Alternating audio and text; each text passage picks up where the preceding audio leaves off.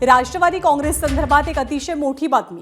राष्ट्रवादी काँग्रेसच्या राष्ट्रीय अध्यक्षपदाची निवडणूक येत्या 15 दिवसांमध्ये होण्याची दाट शक्यता आहे आणि राज्याच्या उपमुख्यमंत्री सुनेत्रा पवार यांचीच राष्ट्रीय अध्यक्षपदी निवड होणार असल्याची सूत्रांची माहिती आहे। राष्ट्रीय कार्यकारिणीची निवड झाल्यानंतरच राष्ट्रवादीच्या विलीनीकरणासंदर्भात पुढची चर्चा होईल अशी सुद्धा सध्याची माहिती आहे।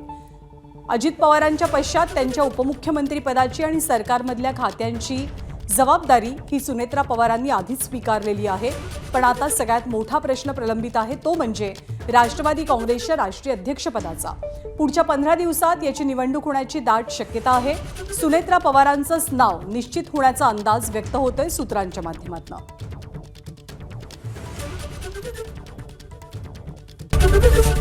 एबीपी माझा, उघडा डोळे बघा नीट।